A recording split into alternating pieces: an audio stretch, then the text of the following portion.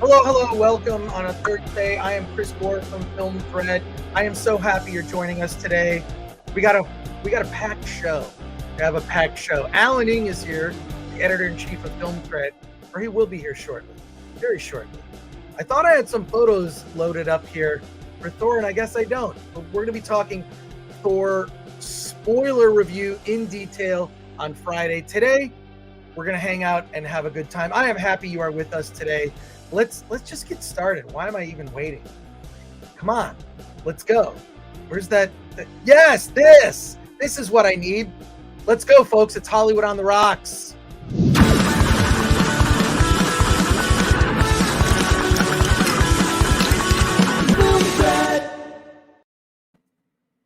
Welcome to Film Thread.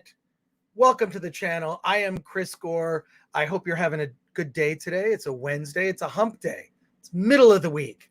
I had something. I was just bitching to Flaccid, Phoenix, and Alan behind the scenes that the link to our Eventbrite event leaked, and all the tickets are gone. That's my understanding, is that all the tickets to the event are gone. Let me see if I can share screen here and let you know all this. Let me bring Alan on before I do that. Alan Ng, how are you doing today? Hey, everybody. Hey, Chris. You're having a good day, I can tell. No, terrible day, actually. Well, good day. It's fun. I got to talk on the Nerdrotic Nooner with Gary and Quarter Black Garrett. And I am here, and I'm happy to see you. So it sounds like they loved Thor. And no, I mean, look, we're going to talk about Thor. I don't want to get into it right away. I want to see who's here. Yeah. I want to let's get some business out of the way here. We are Film Thread, not just myself. It's Alan and a whole team. A lot of people are Film Thread. Flaccid Phoenix is here, moderating in the chat, producing the show. And I just want to say thank you for being here. Look, real quick, let's go here to when you're watching Hollywood on the Rocks, take a shot when someone talks about movies, which is pretty much going to be the whole time. If you want something for free, I like to give things away for free. We have these nifty Film Thread bumper stickers. We'll probably be giving away a bunch of these in San Diego. You can get one if you send us a self-addressed stamped envelope to Film Thread, 5042 Wilshire Boulevard, PMB 1500, Los Angeles, California, 90036. And look, if you want to support the channel, you can get a nifty shirt like this. It's just go to shop.filmthread.com. Let's see, where is that? I'm trying to be professional on the show, and I feel very ill prepared today. Very ill prepared. But just go to shop.filmthread.com. You can get a shirt like this one, or the one that Alan's wearing. Alan, let's see your shirt. Yes, there we go. Make movies, not war. There you go. And look, it's in the Ukrainian colors, or at least one of them, isn't it? I don't know. I don't think so, no. I think it's blue and yellow, isn't it? All the shirts are print on demand, so you can pick the design you like. Let's say you like this design, and then you pick the color. You like a black t-shirt, you like a gray heather, or the bright blue here. Alan says I have to get a new camera because this Logitech, I think it's the C922 camera, goes in and out of focus. It annoys Alan, but it more than annoying Alan, it annoys me because Alan is telling me about it. Well, I'm reading it. Not only do I see it, but I'm reading it in the comments afterwards as well. Look, if you have suggestions for cameras and Flaccid Phoenix, if you could keep track, I will get a new camera. That is my promise to you. I'll get a new camera. I need a suggestion. This I'm just so tired of this camera. It's annoying.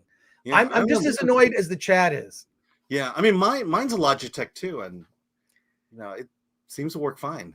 Yes, mine doesn't work fine. I don't know why. Maybe it's a settings issue with the camera. I have no idea, but it's supposed. This is the top of the line one that everybody said was the best one, and I bought it a couple of years ago. So I will get that fixed. So if you have a suggestion for a camera, let me know, and we'll go from there. Join the conversation, post your questions. Let's go. Let's see who's in the chat before we start the show. All right. Joshua Levesque is here. Officially late and unbreaded. That's right. Darius Munchausen for $1.49 super Thank sticker. you. Thank you for that. Matthew Hammond for $4.99 says you should have led with that they attack the IRS and everything everywhere all at once when mentioning how great the movie is. I like that movie. I think it should have been 90 minutes. I have issues with everything everywhere all at once. It is, I will say this, it is the best multiverse movie this year. Absolutely. It's the best multiverse movie, and I you know, there you go. But yeah, let's see who else is in the chat here. Spidey Sensei 72 says Chris Gore 2024. It rhymes, damn it. Film threat. And what is up, Chris Gore here from Midnight's Edge, says Gabriel Quiroga. Quiroga. There you go. But yes, subscribe to the channel if you're not already subscribed. Please smash that like button. We've got almost 300 people watching us. So there you go. I appreciate it. Anton Ray says, who is Gore? What is Gore? Why is Gore? Yes, there you go. And Abe Robertson for 17.99 pounds says some funds towards a new one. Yeah, no, I need a new camera. I promise I will get one. It'll probably be next week, not in time for Friday. But I thank you for that. Hank VP says, when I grow up, I want to be cool like Alan. Yeah, talk to my daughter. I feel like you could just be that way now. And Tucker Time says, plunger time. Thank you for that, Jeff. And All Twisted Up says, what? Sold out already? Let me explain. Let me actually show a graphic here. So I'm going to share a screen just a moment so I can explain this to everyone. I can explain this. Let's go here. Here we go. Here is the flyer for the meetup.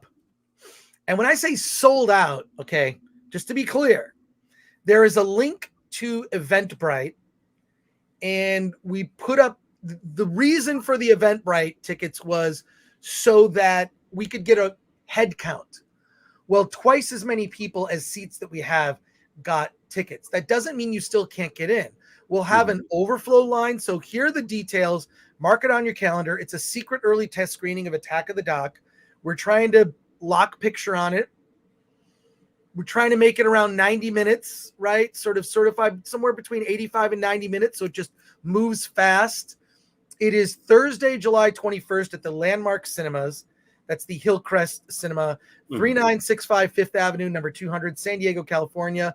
And there you go. You can look it up. We're going to start checking people in at 6:30. And like, if you're in line and you're amongst the first people, you'll get in. Here's my experience though.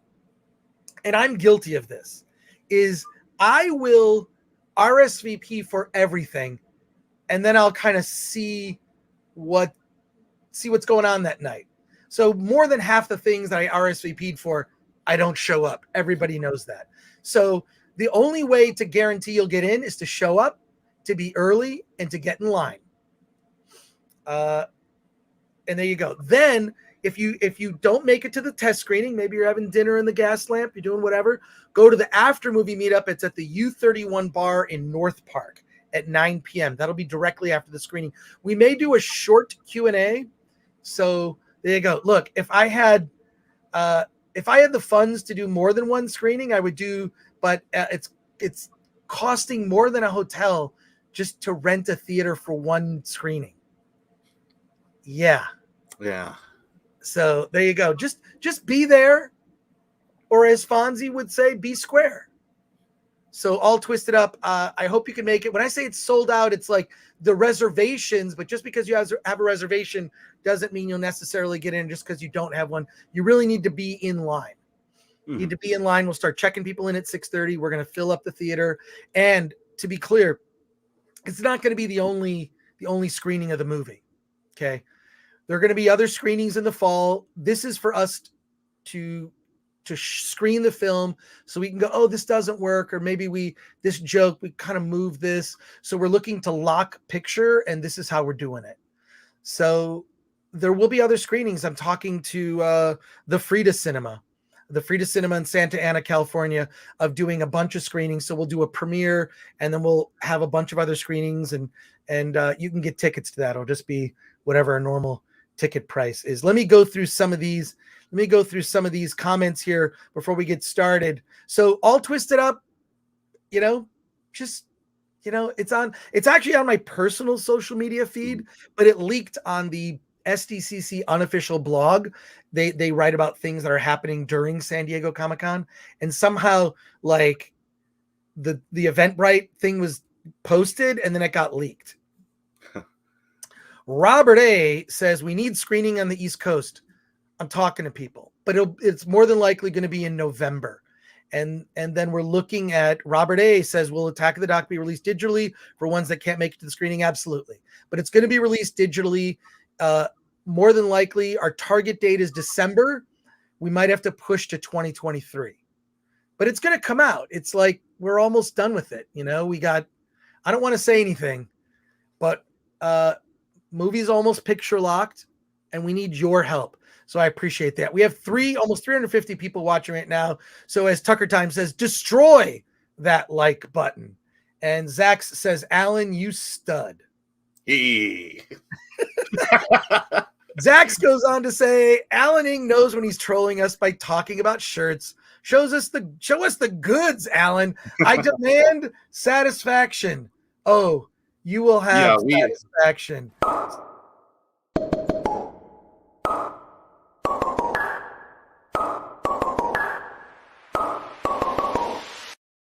All right. And this one is just for Alan.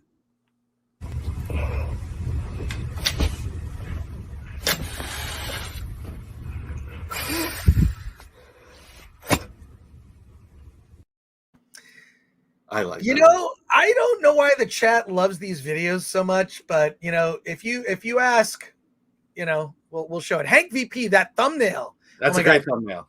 Thank Flaccid Phoenix for that. This man is a talent. He's going to be at the screening.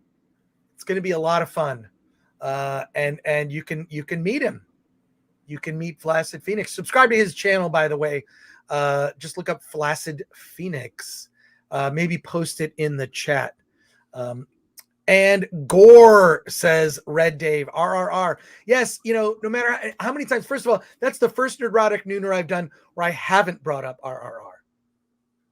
But that movie, a lot of people late to the party here. That movie was on the LA Times, like they featured it in the LA Times, like best of the first half of the year. And a lot of the movies that we've talked about are on that list. And it was featured as one of the best of the year. And I'm really excited more people will discover it. And Gabriel, hey, here from Midnight's Edge. I think we got to that. You saw Amanda Nowicki says, Nerdrotic and Film Threat Wednesdays are my favorite days of the week for entertainment. Oh, we have a surprise for you. Alan did quite a bit of work. I got to give a lot of credit to Alan. I don't give Alan enough credit. But he spent a crazy amount of time narrowing the charges against Lucasfilm Disney for the murder of the Star Wars franchise. He narrowed it down to 9 main charges, which might represent 9 movies, 3 trilogies. Who knows? In any case, we're gonna be talking about those. Amanda, thank you for joining us. Buford T. Justice for $49.99. I need to like a button. Everybody has like, can you hear this? 30-second dance party.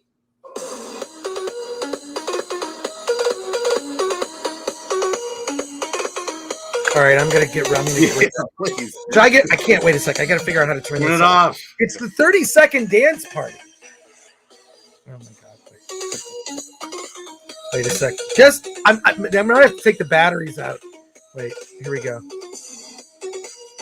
Oh, it stops. It's gonna go away. Can you hear it? Okay, it's done. Just throw it across the room. I'm gonna throw it. Buford T. Justice, thank you so much. Looking forward to you, Doc. Here's some money for a new camera. Sorry, Alan. Disney is pure shite. Alan, I wouldn't say pure, but Disney is moving that direction when Eisner, the waning days of Eisner, and it's definitely going in that direction. And they're making moves to make sure that it stays that way. So we'll see how it goes. Well, thank you for that, Buford T. Justice. Really appreciate it. Spidey Sensei 72 says, Chris, how in depth does the AOTS doc go? Any controversial stuff, or can you say?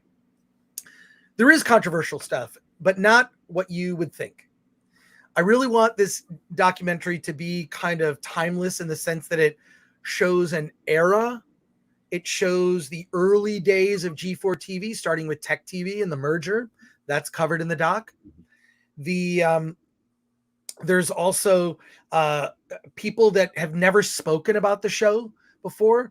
The original executive producer, John Ryber, the two directors of the show, a guy named Alan Wu, and another guy named Genji Keen, who directed combined over 1,000 episodes of Attack of the Show. They're in the documentary, as well as the head writer of the show, Casey Schreiner, people who work behind the scenes. It's an oral history of Attack of the Show from the people who were there behind the scenes, telling you stuff you've never heard about. So there will be controversial things. What I think that my intention for the doc was to show what the geek world was like back then. And by contrast, we see where geek culture has come. And when you notice it and you see, oh, wait, that's how geek culture was then. You notice how things are today. It stands in contrast. And also, it's in a way a love letter to the old show, celebrating a lot of what the old show did. But I wonder if I can share something. Maybe we'll have to private this live stream. I might be able to share one thing. Should I do this, Alan? I don't know if I should. It's on my phone. Are we maybe if you play it on the phone. I'll play it on the phone and maybe you can hear it. Yeah. Okay, so one of the things that's in the doc is this sort of Greek chorus of Zack Selwyn singing songs that are kind of a meta comment on the documentary and Attack of the Show while the movie is happening. I wonder if I could just share this one thing. Maybe Flaccid Phoenix, maybe we just mute this, or this is just for people watching live. I can find it on my phone. So Zack Selwyn wrote these amazing songs. And one of the songs he wrote, which I think is my personal favorite, is You Can't Do That No More. And it's just Zack talking about all the things you can't do anymore at all, whether it's on Attack of the Show or whatever. And I don't know. Should I play this? Just the audio?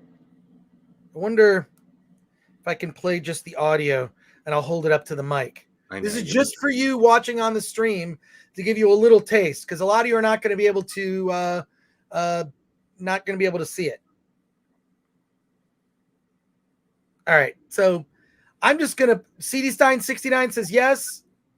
All right, I'm just going to play a little bit. It's just like 30 seconds. And maybe hopefully you can make out the words. Wait, all right. Maybe I should turn up the sound. How about that? Okay, here we go. You can't do that no more. Let's judge booth babes at Comic-Con. You can't do that no more. Make gay jokes with a fat suit on. You can't do that no more. MySpace, girl of the week, can't do that no more. Making fun of someone for being a geek, I said you can't do that no more. No more bust this boob jokes or being unaware. Don't even talk about the pedo bear. Man, we did it once, but now no more. You can't do that no more. So you can't do that. There's actually an extended version of the song that's like a minute and a half, basically just listing all the things you can't do today. Like if Attack of the Show, well, I guess it is here. So that's one of 10 songs in the movie that are just sort of pop in here and there to kind of comment on what's happening, right? Yeah. So I just think that like by featuring things that happen, I don't want to ruin too much. Everybody from the old AOTS is in it briefly, but I did like 40 hours of interviews, and we've cut it down to it's going to be 85 to 90 minutes. It's Yeah, so let's get some comments here. Cody Colts says fantastic song. Thank you. Solomon Thornton, that song is basically about America. Love it. I mean, I don't know if you could make out some of the words, but like it's yeah, I think that the old AOTS kind of stands in contrast to what the culture is today. And what I want to do is show the old AOTS. I don't need to say anything. I don't need to really comment all that much. So yeah, thank you for that. Alex, let's see. Alex Gray says, worth it. Red Terror 1978 says, I want that ringtone. Flaccid Phoenix says, I disavow this stream. This song is godlike already, says KY Showman. Or Kentucky Showman? I don't know. It could be misinterpreted. But yeah, so there are 10 different songs.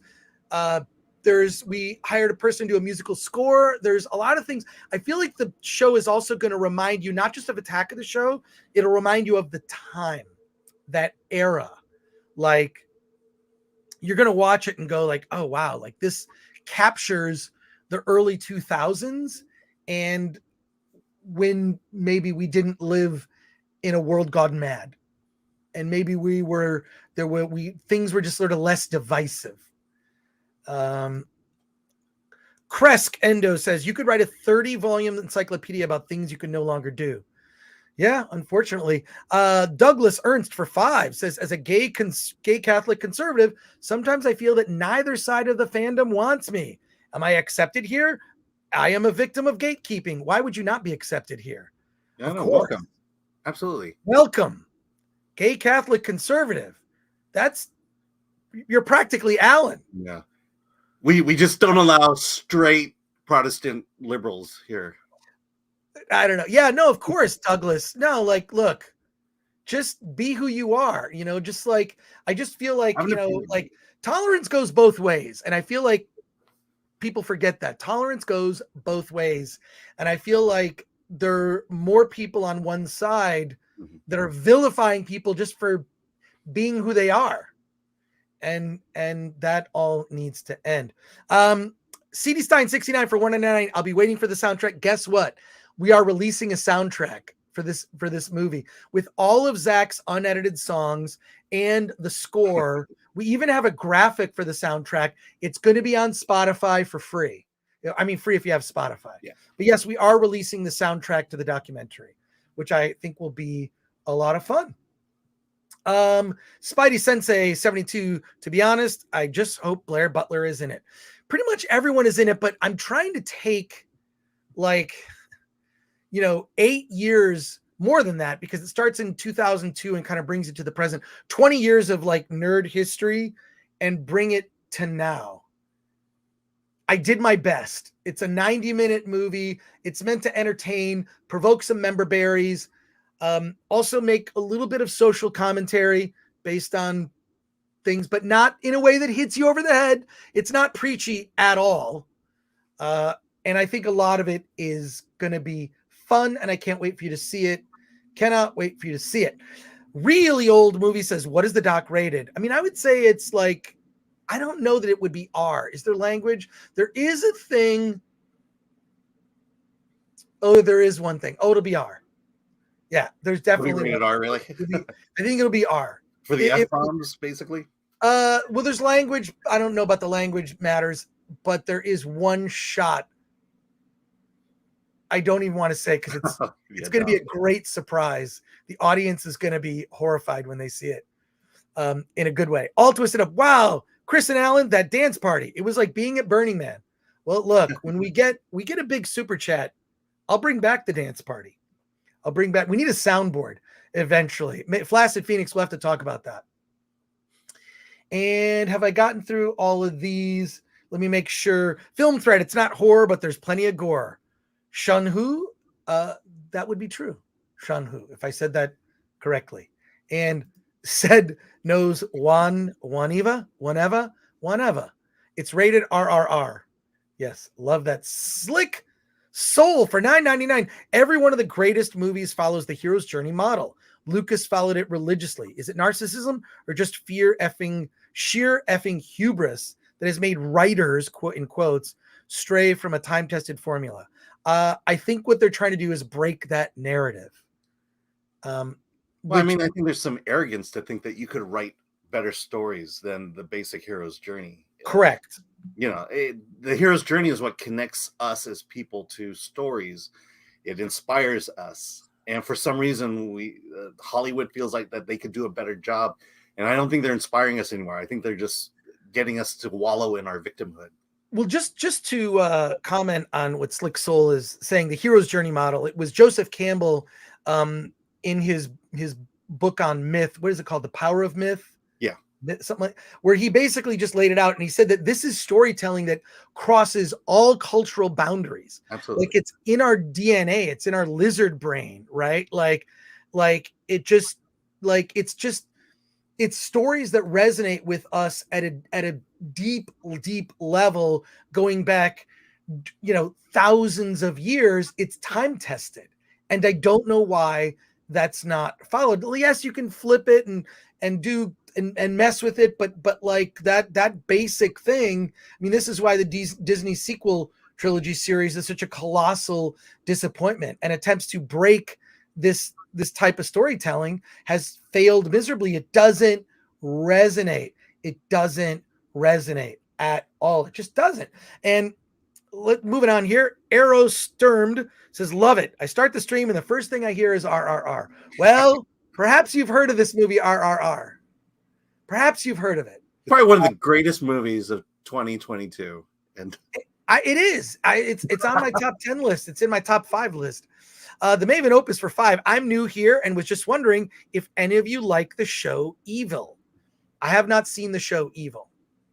Alan, any comments on that? No, I sadly, I'm just not, I don't have the time to get into too many television shows, and I hear great things about it, but I'm watching movies. I'm watching a lot of movies.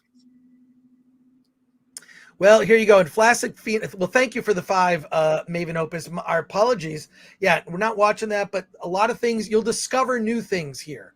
That's what you'll discover. I'm going to see a movie tonight.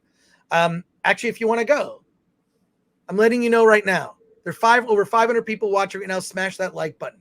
I will be at the AMC Burbank 16, and I'm going to be seeing the 8 p.m. show of a movie called Forgotten. Oh, isn't it Unforgiven? Or? No, sorry. Forgiven. Forgiven, that was it. Forgiven. I always want to say Unforgiven. The movie's called Forgiven. Who's in that movie? Huh? Who's in that movie? Ray Jessica Fiennes, Chastain and I think Jessica Chastain. Yeah, I saw the trailer.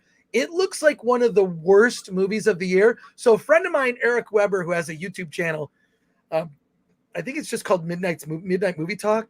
Yeah.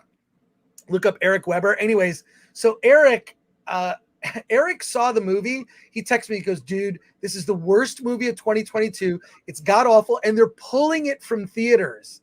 It's screening today is the last day it's in theaters. They're pulling it because all the new movies come in. So it played theaters a week.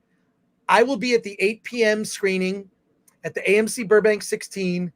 I'll be at Yard House. More than likely, I'll be at Yard House for pregame. And we're all going to see the movie and make fun of it. Well, I will try to see it in Orange County. Join me. I'll try to see it in Orange County. There's a 10 o'clock showing. I might try to get. Okay, good. We'll talk about it on Friday because we're going to talk about Thor on Friday a lot and talk about that. But yeah, check out Eric's channel. It's just look up Eric Weber Edition.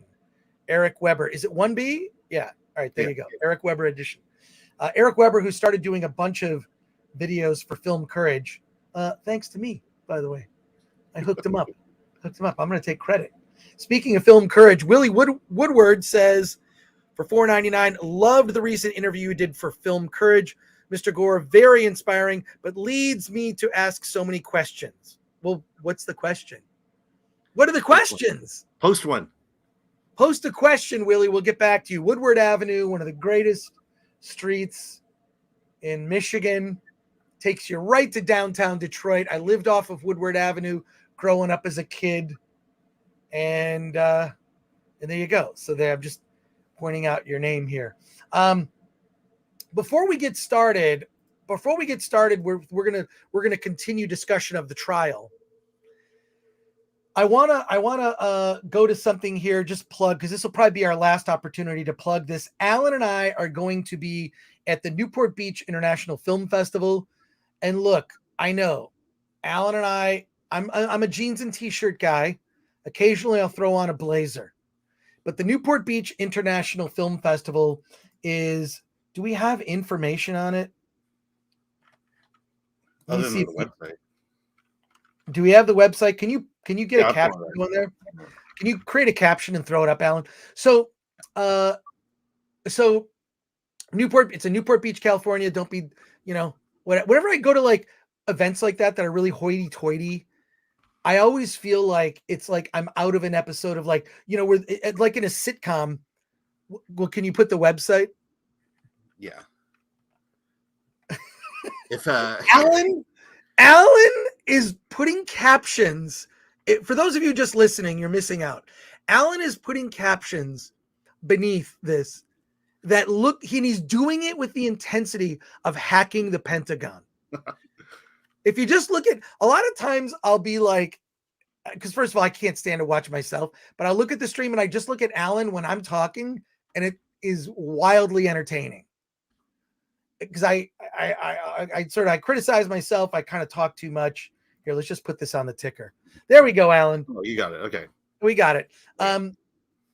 I just noticed that it was already there, unless you put that there. No. That's the link to submit your film to Film Freeway. Right. So, Yeah. Okay. Yeah. So I'm just telling you this because I know that there are filmmakers that listen on Spotify to us. There are filmmakers that watch. They're filmmakers right now.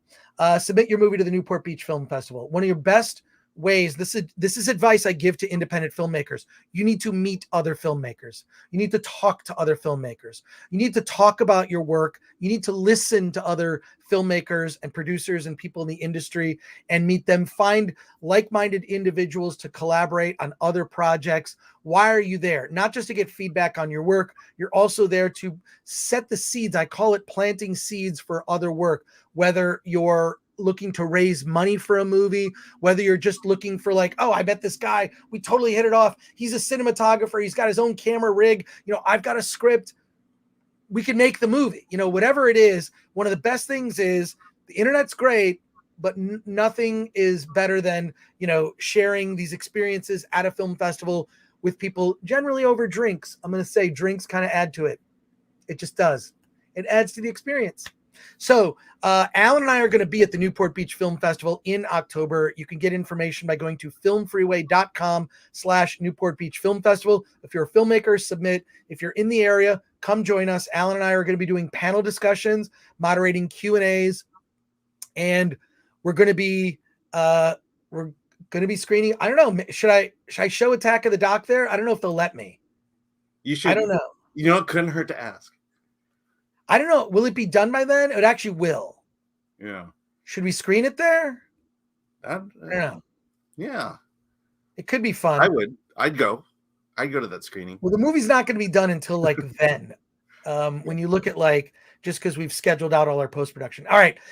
We're gonna get to our Star Wars stuff. I just have to say that they really do love independent filmmakers, and there is a good selection of indie films, really weird indie films too, along with their normal mainstream films that they show. And then over the weekend they'll spotlight all of the film schools in the Orange County area, not only the high schools but Cal State Fullerton, Chapman University.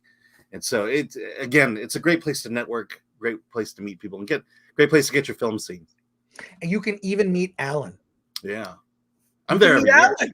I've been going for at least 8 years. You've been going longer than I have, yeah, for sure. But I will say this: it's just like, and this is the thing. Everybody thinks, oh, I want to get my movie in a film festival. I want to be at Sundance, or I want to be at this. I am of the personal opinion that a smaller regional festival like Newport Beach is, I think they try harder. I think they treat their filmmakers incredibly well. I went to events there last year. It was amazing. They really just know how to put on a good party. And I think at a smaller, more intimate film festival, it's almost like going to camp for filmmakers, like summer camp, and you're just all hanging out, and it's It's a blast. I always feel like slightly out of place because my brain is probably just on a bit more like blue collar side, but you know, like I can fake it. I throw on a blazer. I've worn a tuxedo. I worn a tuxedo with Alan. Where you didn't have a tuxedo. What'd you have? You had a blazer. Oh, just a blazer, nice pants and a collared shirt. Look, but the thing is there are indie filmmakers there at the parties, and they're dressed just like the rest of us too. So, in fact, you can always tell the indie filmmakers because they're not dressed up. They're just dressed like whatever. If they have a blazer, they're lucky. Yeah, I throw a blazer over this shirt. I don't care. Anyways, here's a quick plug of the festival so you get a little taste of what it's like. Newport Beach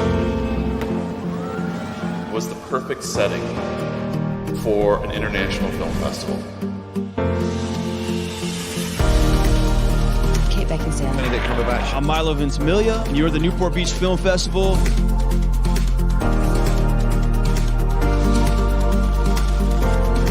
It's more than a place, it's a way of life.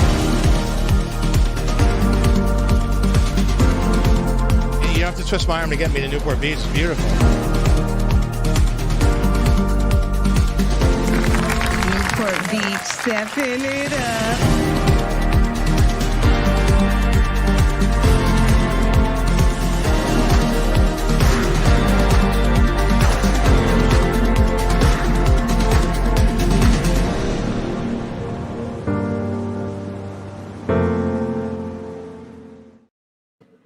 So there you go. That's the Newport Beach Film Festival. It looks very upscale. Look, they have the best parties. I have to tell you, they have the best parties. They have good parties, and I can fake it pretty well. I can fake it pretty well. Yeah, Jon Favreau was there for the movie Chef that year that came out. Yeah. Wait, I have to make. Flaccid Phoenix is informing me that if I make a post in the community tab on YouTube, our memberships will be open. We have memberships.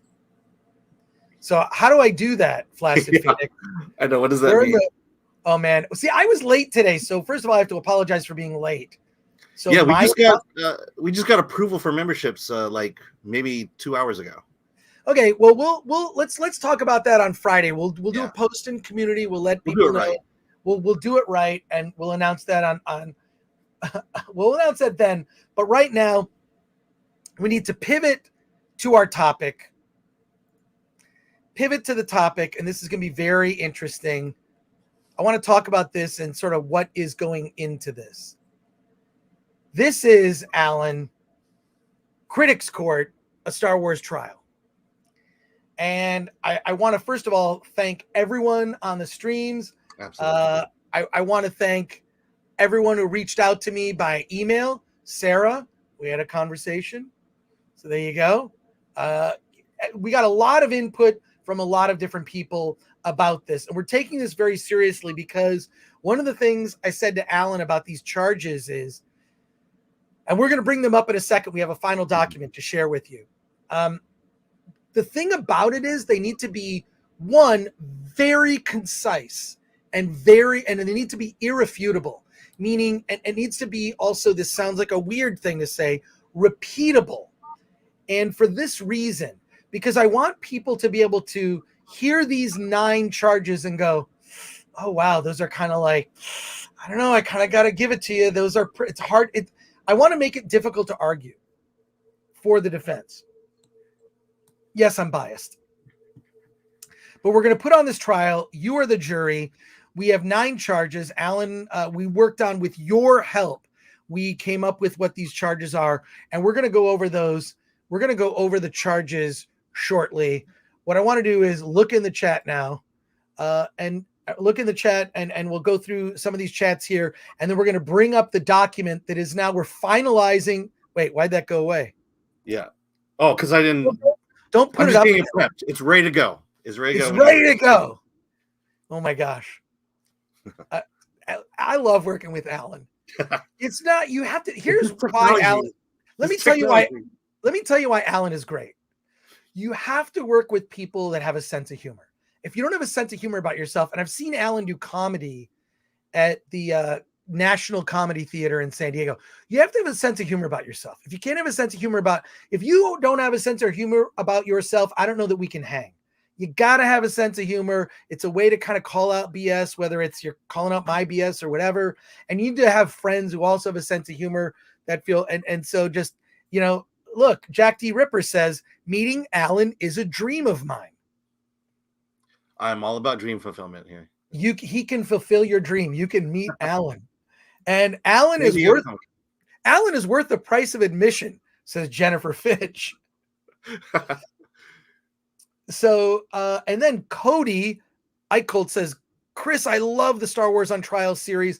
It is so good. Let me just say this. We haven't even started yet. We have not even started the series yet. We're just getting set up to begin. Once we begin, we have sketch artists. They're going to be drawing people.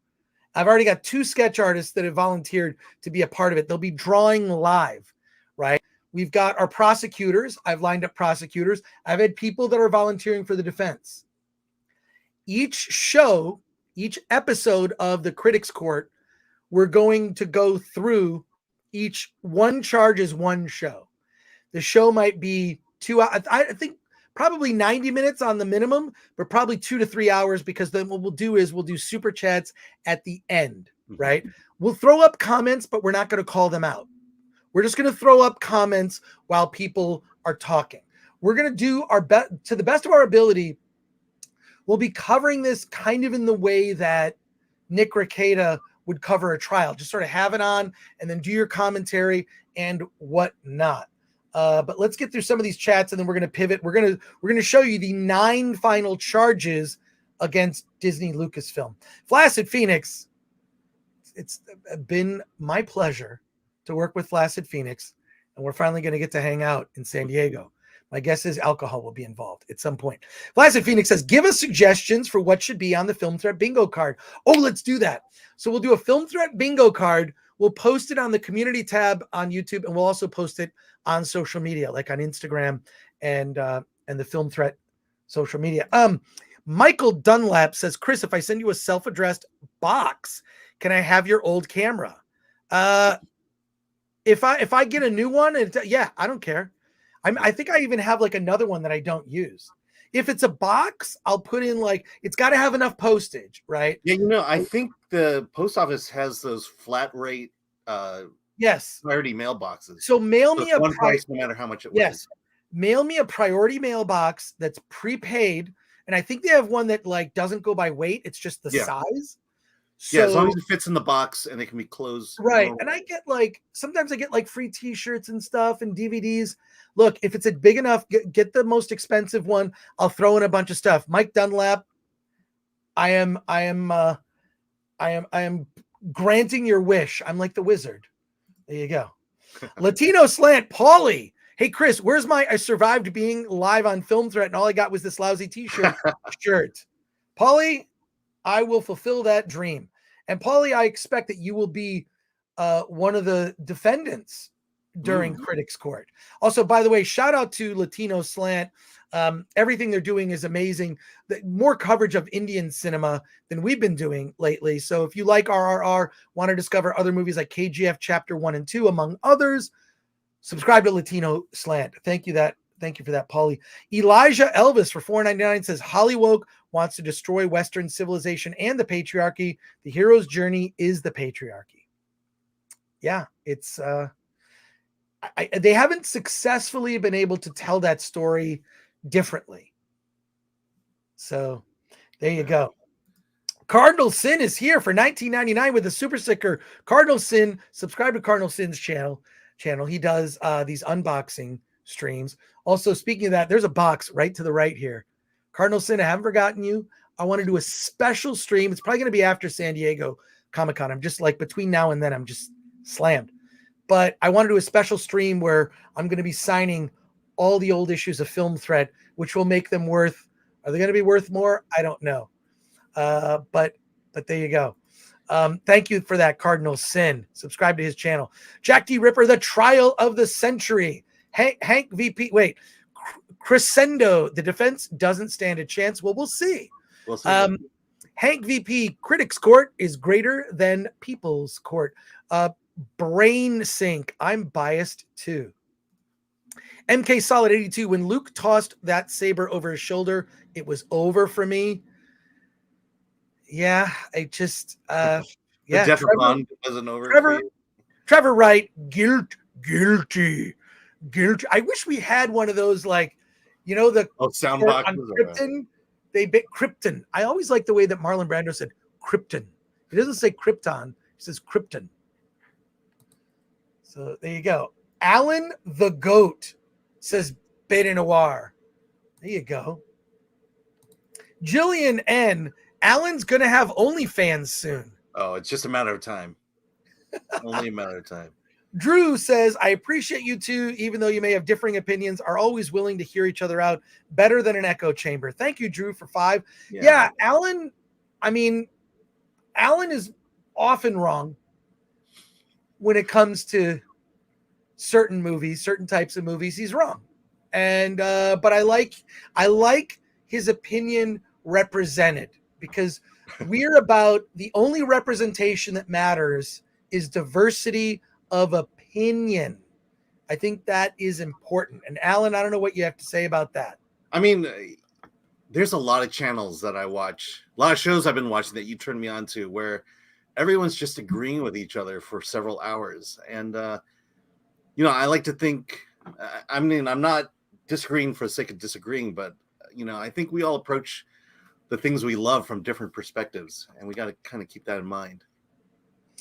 I think it's important. I actually like to hear people I don't agree with, because it makes me think about, like, it'll either solidify myself in my own view, or it'll make me rethink, like, oh wow, like I really need to look at that differently. You know, I need to, because also, like, a movie, if it resonates, you're thinking about it, there's something there. I just remember a long time ago, I used to be able to sit around with people and just talk about issues, debate them, and have a civil conversation, and we can't do that anymore. We've lost this ability to debate, and we need to bring it back. And I think that's what we're doing here. Exactly. I'll say this, is that after The Last Jedi came out, that was the biggest fracture in fandom. And at the time, when I saw The Last Jedi, I thought, oh, I enjoyed it because I hated The Force Awakens. The way Han Solo was dealt with, the fact that Luke is not even in the movie, he's in the last shot, which was stupid. That's not much of a cliffhanger. I hated The Force Awakens. I thought it was like just stuff we've seen before in movies. It was a recap. I hated it. And The Last Jedi was like, it introduced some interesting ideas. Like, oh, interesting. Then I noticed that other people didn't like The Last Jedi. Let me just explain. People didn't like The Last Jedi. I was like, oh, well, what do they have to say? Then I watched. I was like, oh, that's an interesting point. That's an interesting point. I had falsely assumed that the people behind the scenes doing the sequel trilogy knew what they were doing and had mapped out this story that was going to blow my mind when we got to the finale, episode 9. It would blow my mind that they were setting up Luke for a fall and then a return, right? Hence the title of the movie, The Rise of Skywalker. I thought that was about Luke. I thought Luke was going to come back from the spirit realm and bring an army of Jedi to take on the First Order, or something of that nature, or at least have a scene where they reunite Han, Luke, and Leia. One of the worst mistakes. I've done videos. I did a video on the Film Courage channel. There's a video on our channel at Film Thread here. One of the stupidest mistakes ever. And then when I began to see that the people who didn't like The Last Jedi were vilified, I was like, I didn't care. If you have a different opinion, fine. You didn't like The Last Jedi. I enjoyed it. And then I began to see, like, oh, some of these people, they have real points. A friend of mine, I don't want to name this friend of mine, who we had a whole conversation. He's like, you can't have that big of a shift in a change in a character, have it all happen off screen. That was his big argument for why Luke's change was it was unearned.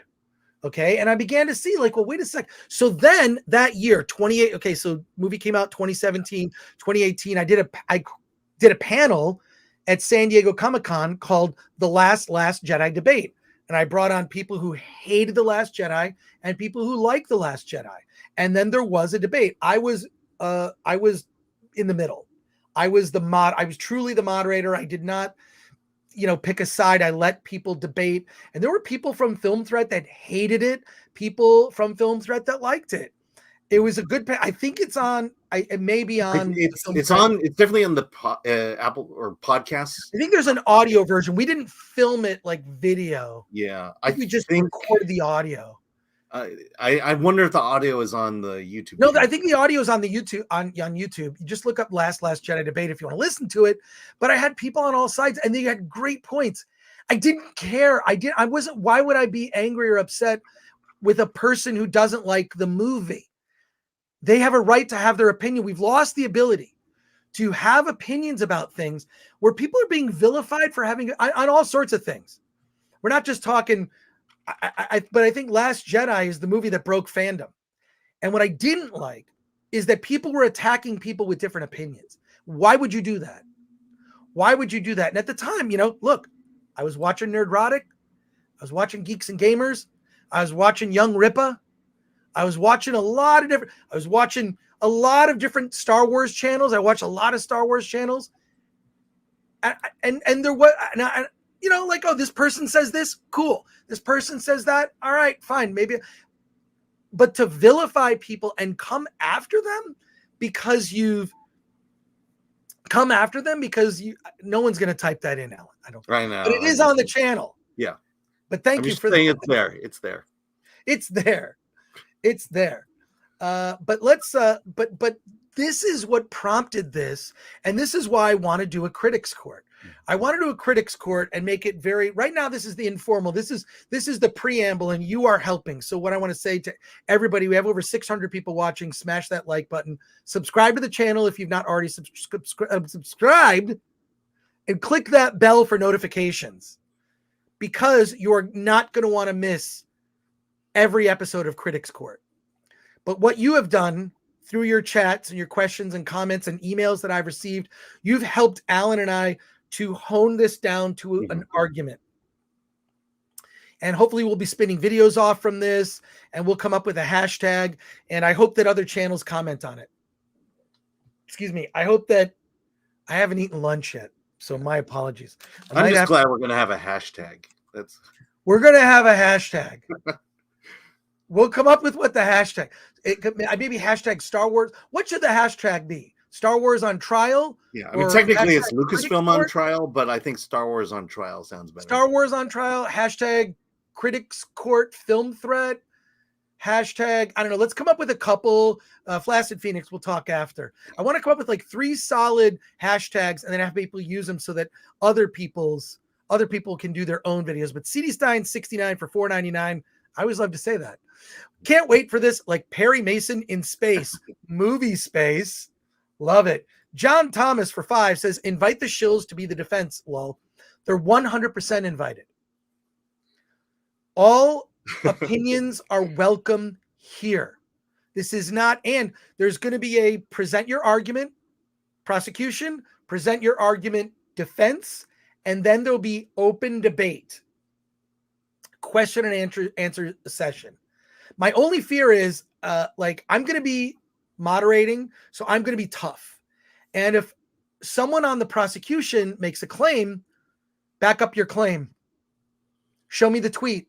Show me the video. Show me so we're going to be showing, we'll be going to, and Alan will be running all this behind the scenes. He's going to be doing all that. So he'll be sharing links and sharing pictures. So it's not going to be a simple presentation of an argument. You need to back it up. You got to back up your arguments. Bring evidence.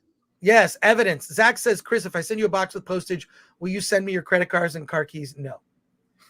I'll send you some dumb free stuff that's lying around, so I don't have to take. Quite frankly, the credit cards don't work. So, and I'll send you some Film Threat stickers and maybe some other stuff. Johnny B. Good says, so is the defense going to rest on Star Wars isn't for you anymore? That's not an argument.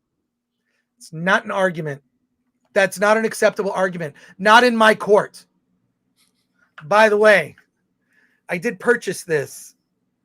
This is a real gavel with the thing. Let's see if you can hear it. Does that come across? And there's going to be order in my courtroom. I also have the judge's robe. But yeah, that's not an acceptable defense.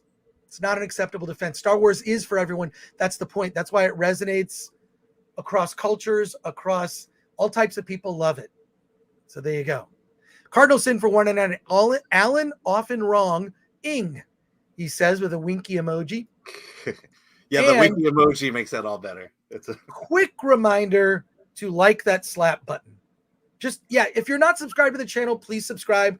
We want to get to 50,000 is our next goal. We're over 45 now. And I would love to one day get that 100K plaque.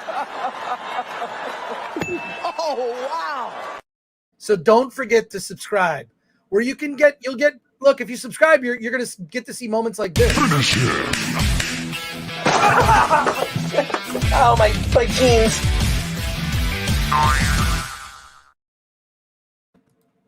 So there you go.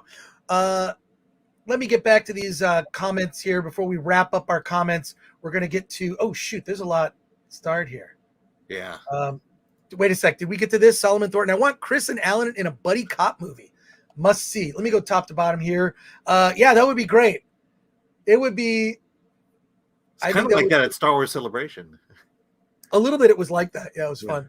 Loom TV says, do you think Disney has even recognized that Obi-Wan was not so great? No. And let's talk about that for a minute, real quick. I started watching Stranger Things season 4. And I, first of all, love the first season of Stranger Things. That was very unique. I thought it was, those kid actors are great.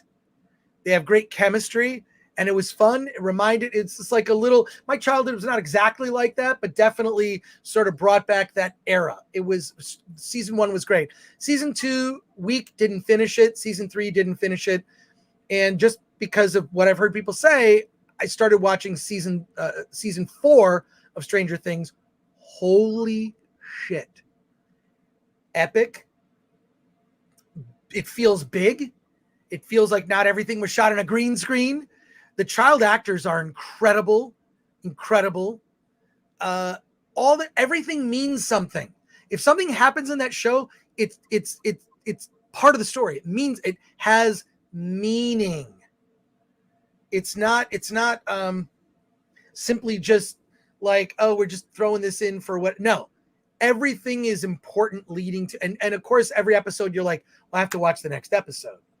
So I'm not through it yet. I just started watching it, but in contrast to just having finished Kenobi, wow. Kenobi is garbage.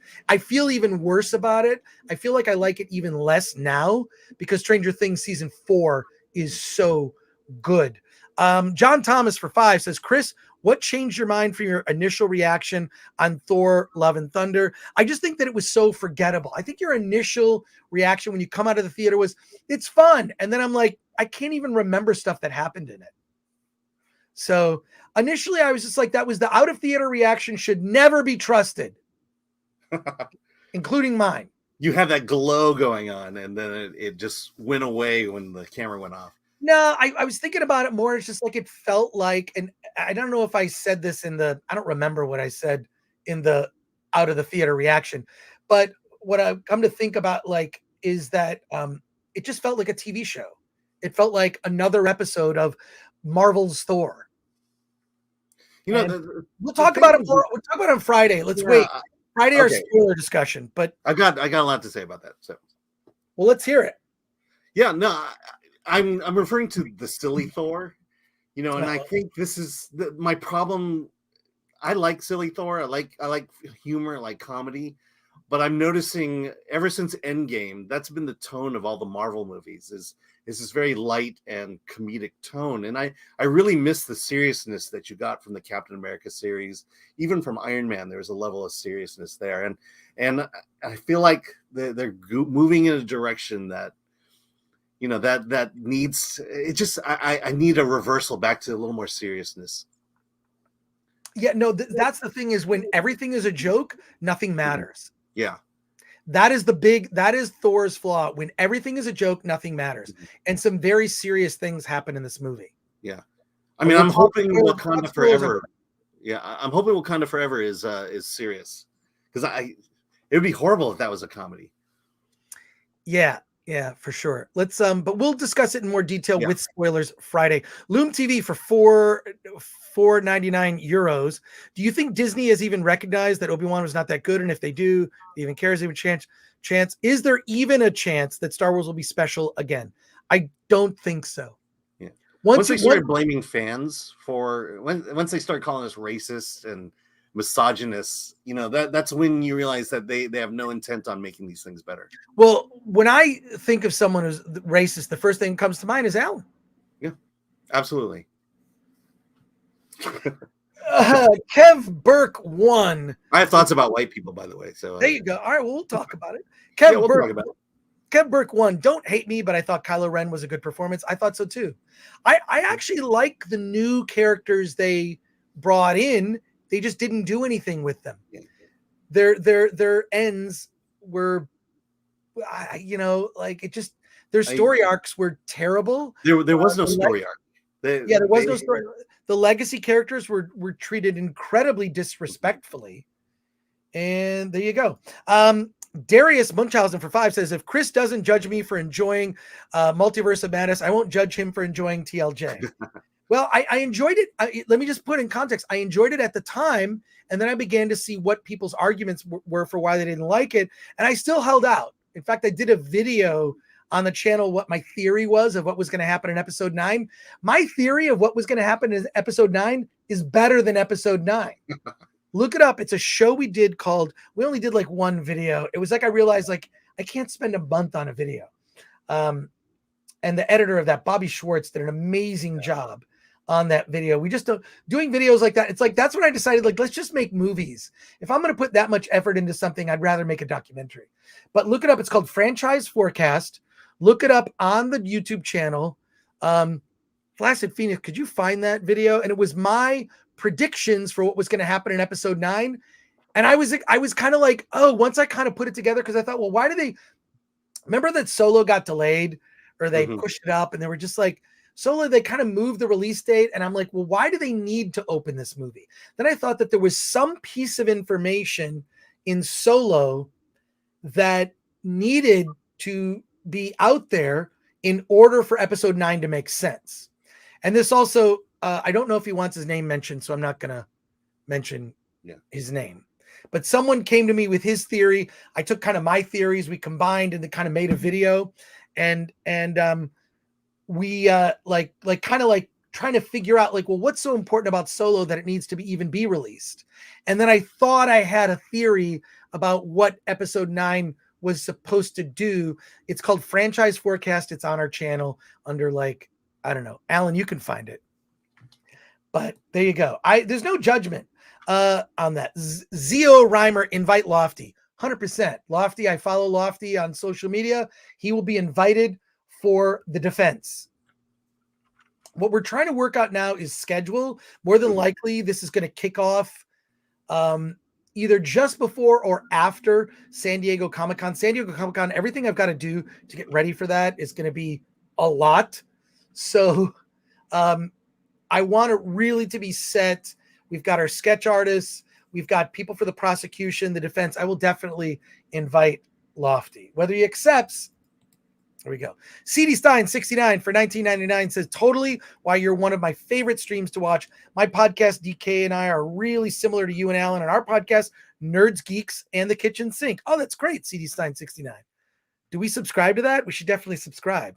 Thank you. Yeah, I like different opinions. When is this going to happen? Says Johnny Skinwalker. We have not set a date. We have not set a date for Critics Court because I want to do it right. We're working on videos. We're working on graphics. I had to get the robe. We've got to like line it up. What we're trying to do now is get the charges and then book the prosecutors and the defense. So we'll know in the next couple weeks, and we'll announce a date that Critics Court is starting, but it's going to be, I'll say this. It's one of those things where I don't want to mess this up. I want it to be credible, and I want the arguments to be, in some cases, irrefutable. So Johnny Skinwalker, I don't have an answer right now, but subscribe to the channel, and it's going to happen. It'll definitely be after Comic-Con. You think after Comic-Con? Yeah, there's no way we could do it before Comic-Con. Yeah, so you're looking at like early August is when we're gonna get started on this. It's gonna be August. So sorry, we're a month away. I know, but it's San Diego Comic-Con is the thing that's really messing us up here. Willie Woodward for $4.99. 2 questions from the Film Courage interview. How to promote our film or know if it's any good if we're supposed to avoid the internet. Internet is going to be your best and least and most cost-effective way to promote your movie. So I strongly recommend. I've written articles about this a lot, so I would need to know, Willie Woodward, the specifics of what you're looking for in terms of how to promote your film. What's the genre? One of the things you should do is submit your movie to Film Threat, but a lot of it is timing, right? Timing is a big part of it. So you really want to, like, less is more. Like, I haven't really shown a lot of Attack of the Dock. People are going to see it in San Diego, and then they'll see it later in the fall, but I haven't shown a lot from that movie. So, it's going to be interesting. It's going to be interesting to see what people's reactions are. But if you tell me specifically, like, the genre, what is here's the question you need to define first, Willie, let's take a little deeper dive here. What you need to do is find out what your goal is. What's your goal? Is your goal to make money? Is your goal to get attention? Is your goal to raise money for the next movie? And this movie is just a short film.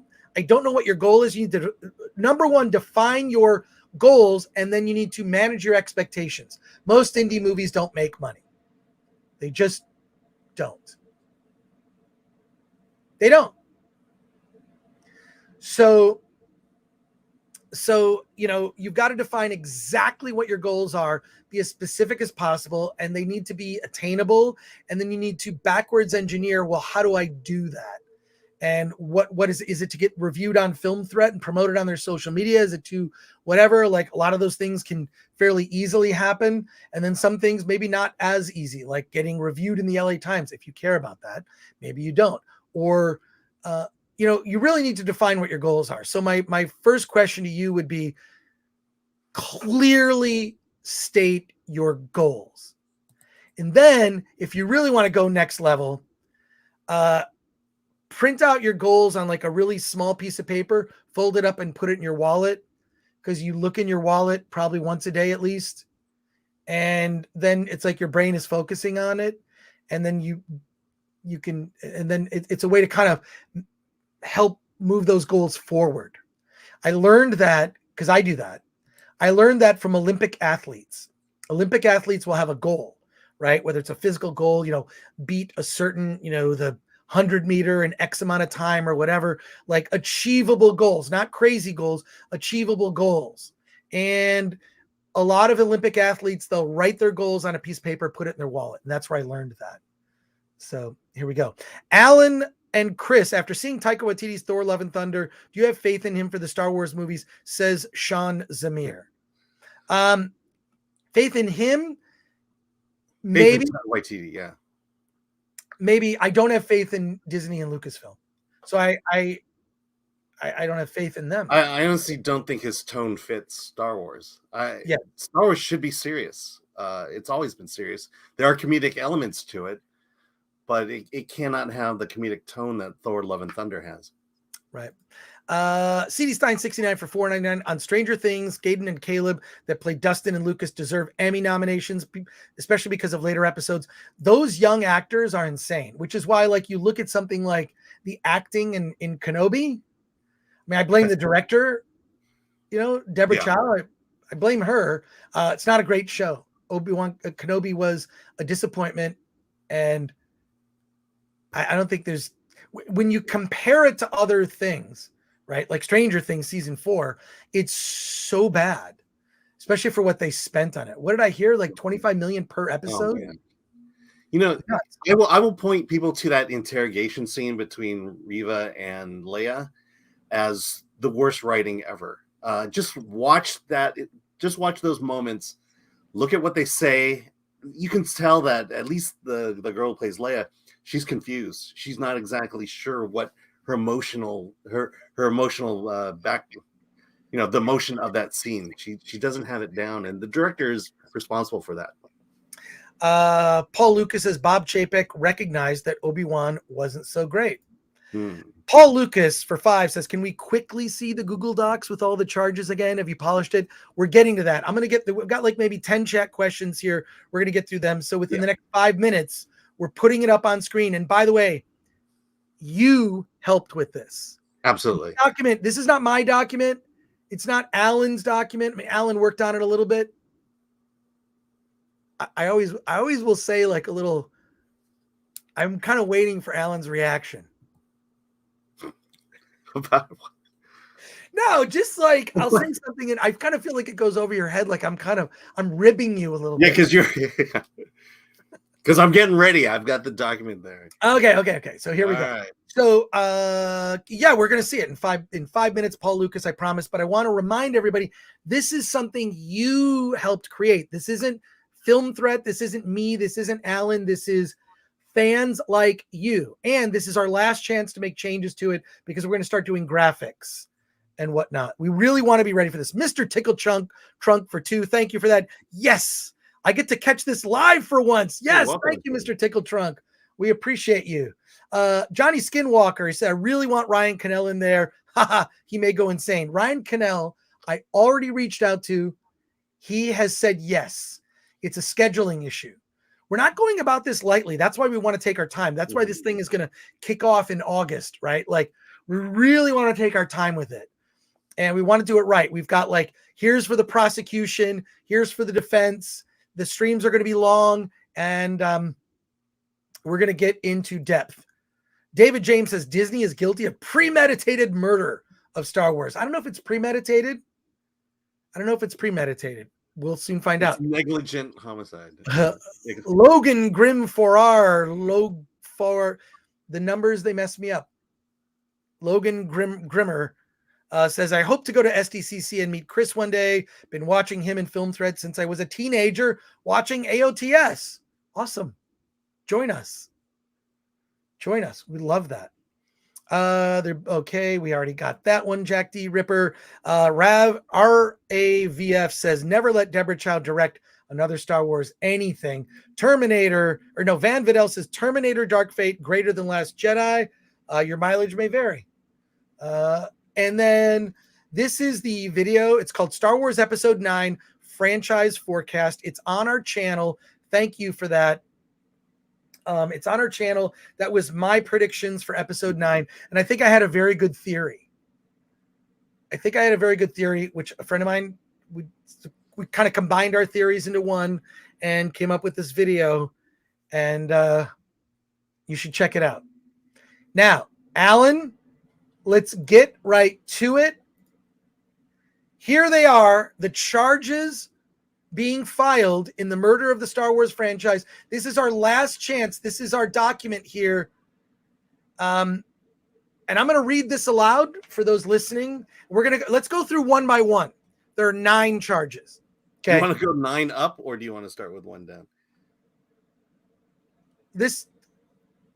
All right. Yeah, let's start with 9. Yeah, let's start with 9. That's but also there's other stuff. Could you make sure you don't see? Yeah, Charge number 9, Lucasfilm is charged with knowingly and maliciously hiring Kathleen Kennedy, who would make false promises to George Lucas regarding the handling of his franchise, talent mismanagement, the hiring of Kathleen Kennedy. Alan, let me make some changes to this real quick. Okay. I want to make some changes. We need to space this out more because there's certain things we're working on, right? Yeah. Just as long as you scroll when down. you show it, can you just show 9 only? Yeah. No. So what you do is, I don't know how you're doing this. Let me do it. Okay, you do it. Well, I mean, I control the document. You'd have to pull the document up yourself. I have the document. Okay. Then pull yours. I'm gonna pull it, man. Pull it. What is the? Because what's on screen is my view of it. If you want to, we just I'll get this. Okay. We're getting it set up here. Thank you, folks, for your patience. Thank you, everybody. Wait, you pulling it up? I'm pulling up. Here we go. All right. Starting with charge number 9. And I got to make that bigger. Yeah, go to view and then go to the percentage next to the format roller. Wait, shit. See that 100%?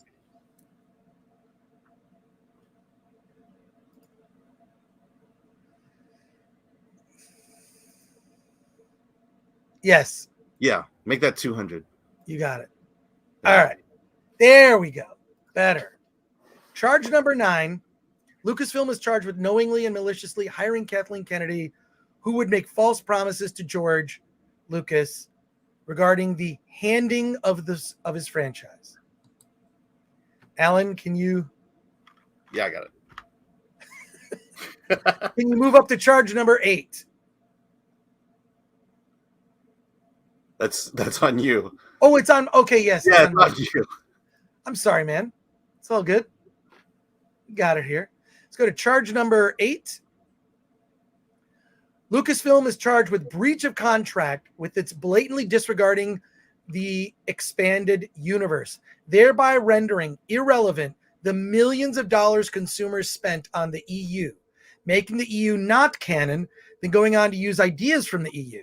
The justification of new stories that were criminally negligent dating of Star Wars with modern slang. I think that's sort of a subcharge. But that's charge number 8. Let's continue. I've got to break this up so it shows on screen at the same time here. Charge number 7. Lucasfilm is charged with creating confusion into Star Wars. Wait, what does that mean? Oh, introducing confusing facts into Star Wars. I think that's what we're saying here. Such as identity theft, fundamentally changing Luke Skywalker, and then I think we need to reword 7. Yeah. Creating confusion. It's got to be very concise. Yeah. Alan, you're out of order. You're out of order here. Alan. No, it's got to be very concise language. Yeah. Creating confusion is not a charge. That's not. How about is charged with altering characters? Forget that. Just altering classic characters of Star Wars to fix narrative problems. Feel like that needs to be stronger. Charge 7, we need to work on that. Lucasfilm is charged with, now this one is very solid.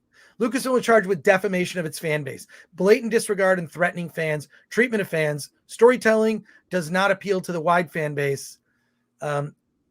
We don't need these words. The fewer, here's why this is important and why we're spending time on it. The reason this is important is it needs to be irrefutable. It needs to be repeatable, meaning someone can repeat this to someone else and they go, oh, that's kind of true, right?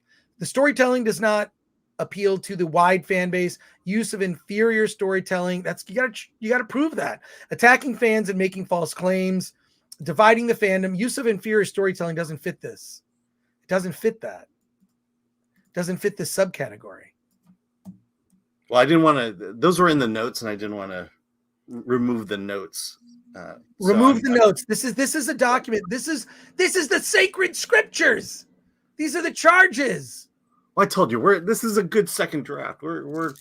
Well, this is not. We're gonna nail this down eventually before it's not close to finish. I gotta. You know what? I'm gonna be eating a protein bar here while I'm talking. So hope you. Storytelling does not appeal to the wide fan base. Sometimes you know what helps. This is pro tip to writers out there and editors. The very quick way to find out if there's something wrong with writing is to read it aloud. read it aloud. For indie filmmakers out there, one of the best ways to learn is your script working. Read it aloud. Hire some actors, have them read your script aloud. When they read your script aloud, you're going to notice all the problems. So I'm going to have you read charge number 6, Alan. Read it out loud. Lucasfilm is charged with defamation of its fan base. Okay. That's kind of, again, the way, first of all, didn't realize this was going to go out, but what I did was we took all the notes, we put them on there, and then I created the charge, the first line there, to be the charge, and then kept the notes in there to kind of illumine what we're trying to go with in the charge. And so I did not alter it because I did not want to remove things in case we needed it at a later date. Good idea. So to me, the important thing is that first line, charge with defamation of its fan base, and then we can definitely use the rest of it as kind of an explainer or what our viewers had submitted last week when we were putting this document together. So that's the structure of this document. Understood. Okay, so let's just pay attention to what's in ITAL. Yeah. What's below that. Charge number 5, Lucasfilm is charged with defective lore building into Star Wars by altering mystical elements of Star Wars canon. And I like this, demystifying elements of Star Wars that made the story worse. Solo's last name, the Falcon's computer, Lando's robot obsession, death ceases to matter, weapons charge class A, the proper use of lethal force, use of a lightsaber, and blatant disregard for an elegant weapon. I'll take that. Charge number 4. Now remember, each charge is going to be 1 episode of the show, and we have 9. Charge number 4, Lucasfilm is charged with flagrant violation of Star Wars canon with the injection of current day politics into Star Wars lore. I feel like that's I'd be really interested in hearing the argument on both sides for this. Mm-hmm. What's the proof? Meaning, I think for the prosecution, you got to prove it. How do you prove current day politics have infected Star Wars? How would you prove that, Alan? Exactly. How would you? I'm asking you. How would I? Well, I mean, I think Kenobi is the most recent example of that, of trying to inject diversity into a story for the sake of checking off boxes in terms of characters, the race of characters, the race of the actors who play these characters, and so on. Okay, that's one example. Well, you might be on the defense or the prosecution for one of these. Now now we're getting into the really tough charges here. Mm-hmm. Now we're getting into the stuff I think is very serious. Charge number 3, Lucasfilm is charged with negligence in its handling of the franchise. Failed to have a plan. By failing to properly plan out the story for the sequel trilogy, the result was a final film that was dramatically... Alan, what? Faulty storytelling.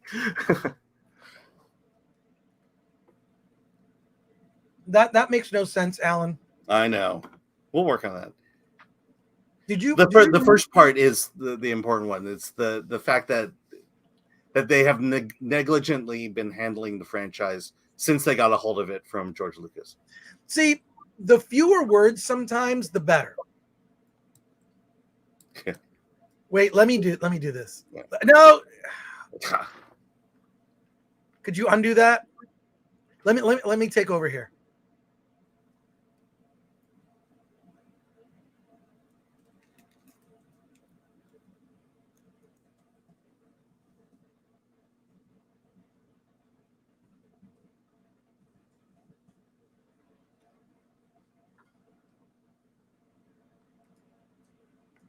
That makes sense. A final film that satisfied no one. Final trilogy.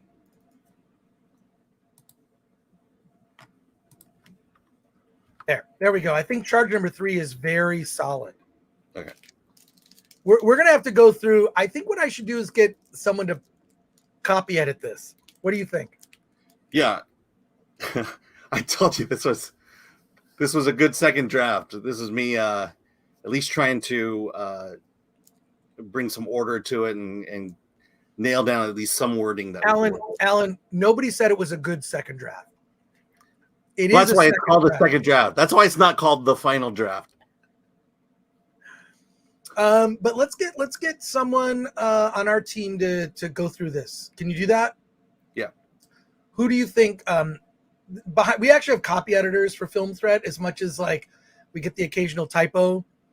And Rob Kim says, "Chris, why do you hate Alan so much?" I don't hate Alan. I know why. What's up with that? All right.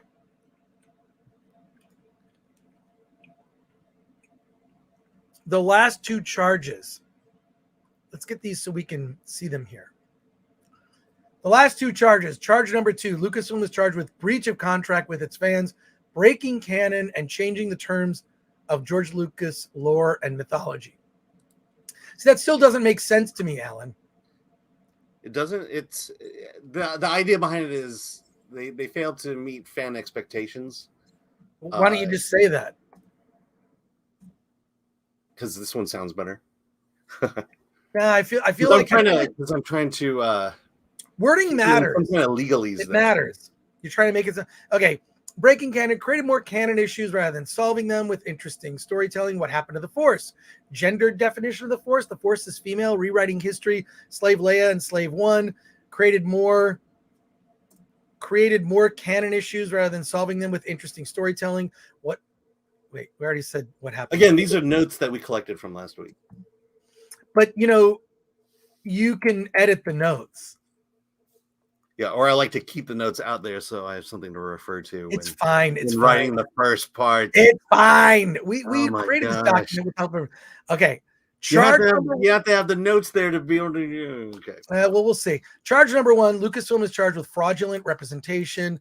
Lucasfilm knowingly set expectations that the original trilogy legacy. You have to be really specific in your. This language isn't specific enough. Again, second draft. It should be better in the second draft. Yes. Original it should be better in the third draft. Yes. It should be better in the fourth draft, and then it should be perfect in the final draft. It's not. This is far from perfect. We've pushed Critics' Court to September, folks. It's going to happen in September now.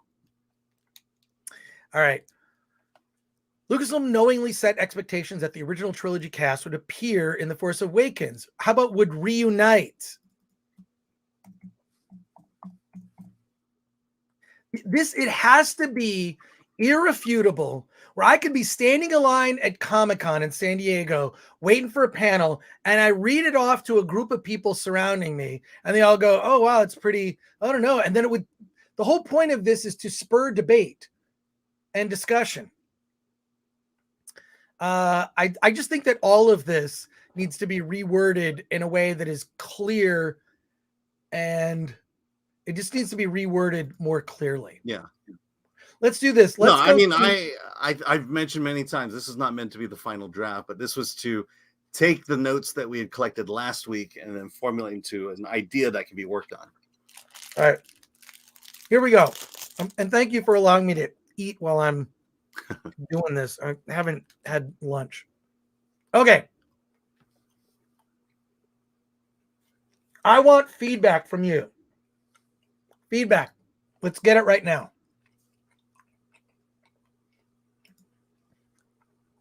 Mr. Tickle Trunk has the best comment. That felt like watching my grandmother try and figure out a microwave. Yeah, we lost like 100 people watching through that. So, yeah, thank you for that, Mr. Tickle Trunk. Bethel Games says Charge 9 needs the premise of Kathleen Kennedy breaking it in the first place. It will be in there. I promise you. Fletcher Williams, objection. Alan is always in order. RAVF, guys, they should be charged with negligent mishandling of assets, hiring showrunners with no experience to helm blockbuster projects. Agreed. Add that in there, Alan. Just start a whole note file where it's just notes, and then we'll try to weave it in. Thank you for that. Hank VP, charges should also include emotional damage suffered by fans. Include it. I mean, that should be in the, like, I don't know. Will there be a settlement? No. Dempsey, honestly, the part you deleted from 6 should have been added to 7. What part was that? Let's see. We're going to look, this document. That's why I keep the notes in there so I can instead of That's okay, man.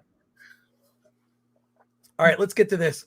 Danger UXO for 50. Here are some funds for the legal war chest. We're going to need it. We're going to need it. I actually think that this show is going to cause problems.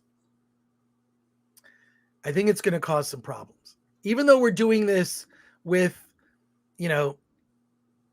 something of, look, we have a sense of humor about ourselves. Yes. Sense of humor about this, but there are serious issues being discussed here. Thank you for your 50, Danger UXO. We're going to need it. Willie Woodward for $4.99. 1, make proof of concept or pilot for animated action sci-fi show. 2, money to make more episodes of animated series. Or 2B, attention to make the show. Okay, so I would go. I would make a proof of concept, and then I would use the proof of concept. This is from earlier, Willie Woodward for $4.99. I would make the proof of concept. Okay. And then what I would do is use the proof of concept to raise money on a crowdfund. That's what I would do. There you go. Here's some suggestions. Let's look at these suggestions, Alan, and maybe take these notes.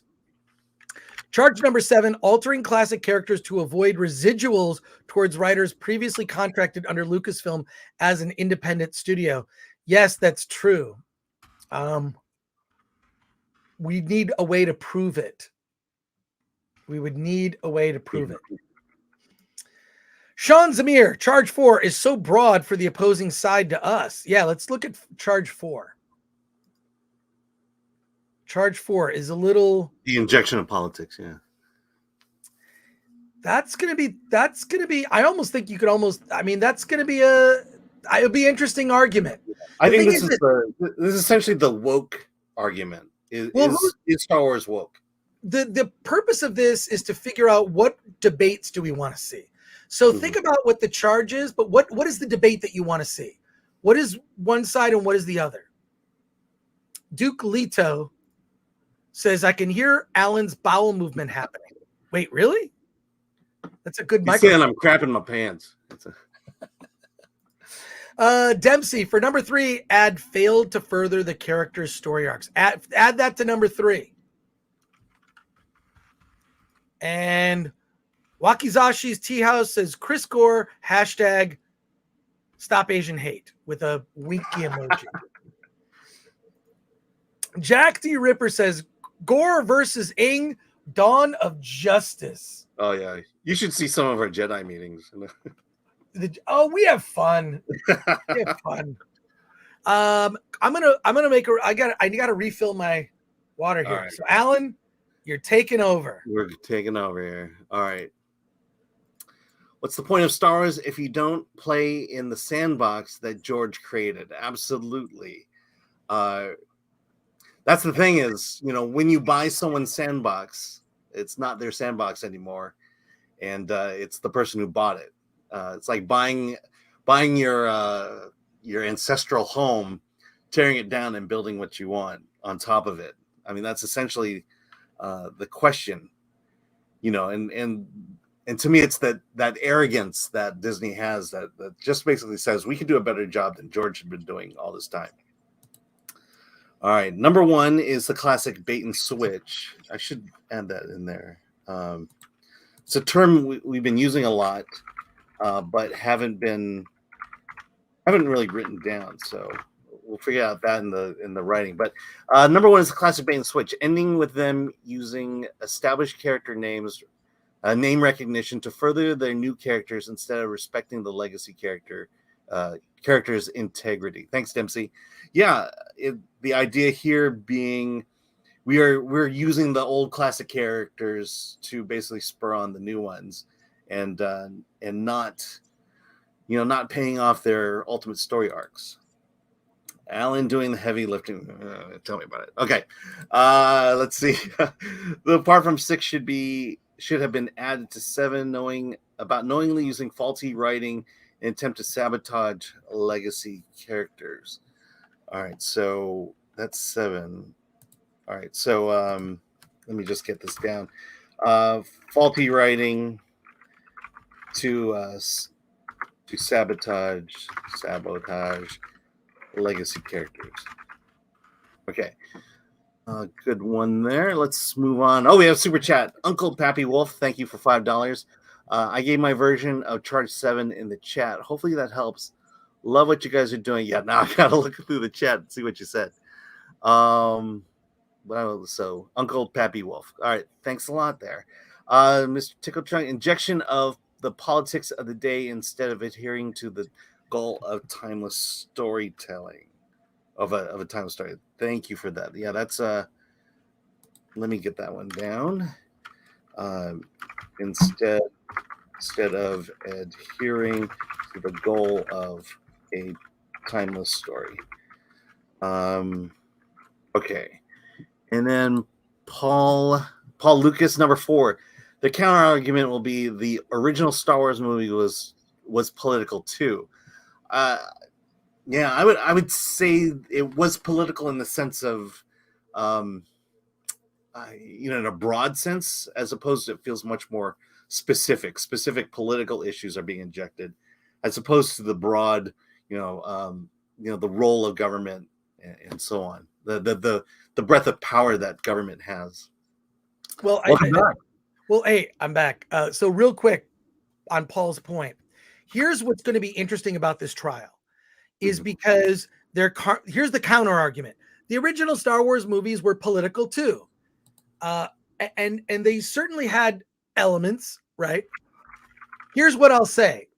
A lot of the arguments you see when people argue about Star Wars, it's Twitter, it's social media, it's sort of posting of memes.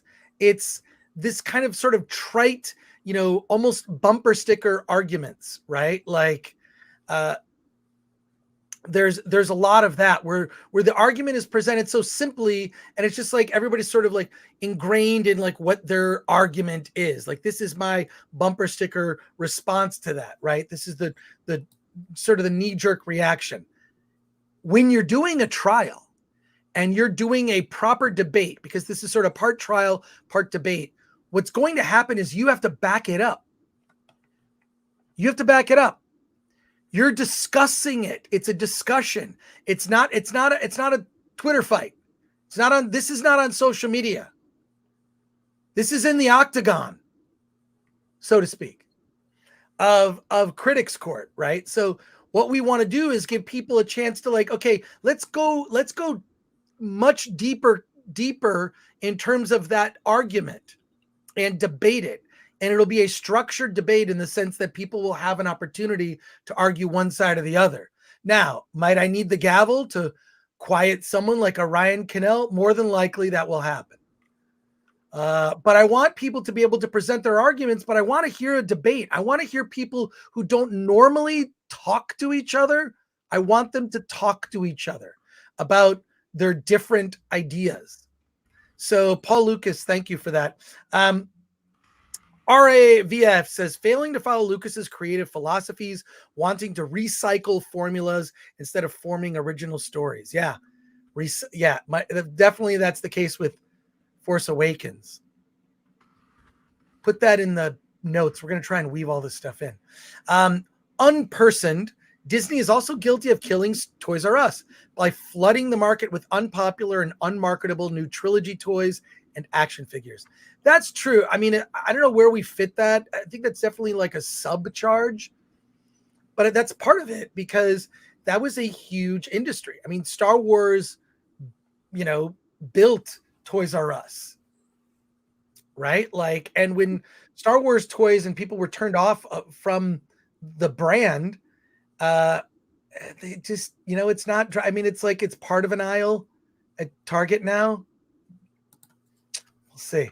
Mr. Tickle Trunk says, quick, Alan, use the safe word to make Chris stop. Oh my God. Yeah. I mean, we don't have a safe word. We just sort of, I know we need one. We yell at each other. There was a fight on there's a fight on FNT maybe a month or so, a couple weeks. It was a while ago where they argued about day and date. Like, do you show a series? Do you drop all the episodes day and date for like a series, or do you show them once a week, like say Kenobi did or whatnot? And there was a very big argument, very passionate. And I love that debate. I think that there are good arguments on both sides of that. I think it also depends on the show. Like if it's some cheesy reality show, to me, drop all the episodes because who cares? But if it's an episodic, like say a Stranger Things, I think what you do is you drop the episodes once a week. I think that Netflix is going to change that.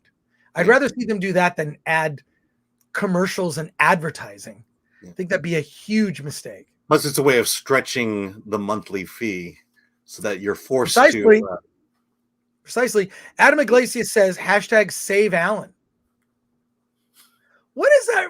Look, Alan's getting a lot of sympathy.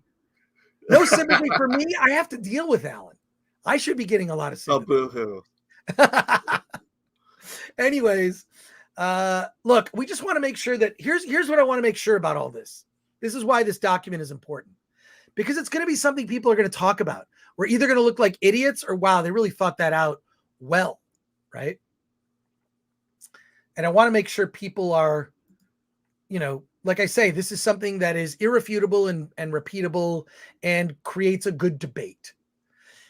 Brain Sync, evidence of fraudulent management of the franchise. Disney is refusing to pay writers. Oh, this is important. Disney is refusing to pay writers royalties for Alien and Star Wars works they've acquired, including to some Alan Dean Foster and Timothy Zahn. Yeah, I would say mistreatment of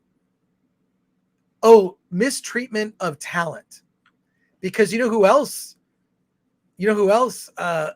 could be there is John Boyega. Mistreatment of talent. Lucasfilm Disney mistreats talent. We might have to we want to try to keep it to 9, no more than 9 or 10, because we want to keep it concise. But that one is, you've got John Boyega, the way he was treated, Alan Dean Foster, who hasn't been paid, along with Timothy Zahn. You've got like directors who were like unceremoniously fired, like Lord Miller off of Solo. So yeah, Chris Neville says, I'm telling you, let Mahler look it over. Yeah, do I follow Mahler on social? I know on his YouTube channel.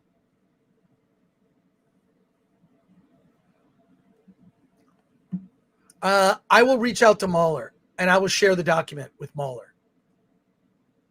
So, Mr. Tickle Trunk, Finn was the most interesting character. I agree.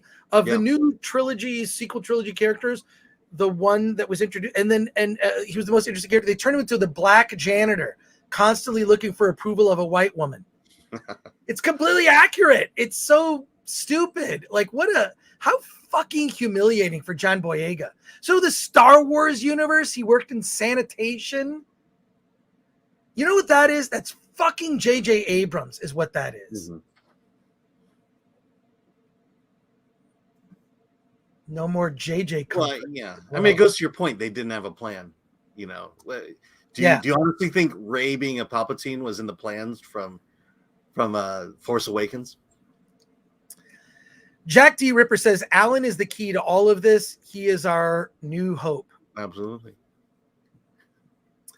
Well, there you go. And then here we go. Games by Mark Wolf says, again, you need to watch Pawn Story Games video. The Force Awakens is the worst movie of all time. Your prosecution will be incomplete without it. Well, look, I'm not doing the prosecution. But yeah, that's something. See, now I got to look that up. I'm going to look it up, Mark. We're going to be wrapping up the show here quick.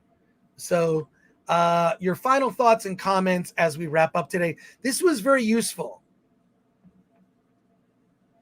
Here, Spidey Sensei 72 says, J.J. Abrams or J.J. Evans? J.J. Abrams. Did I say Evans? I didn't say Evans.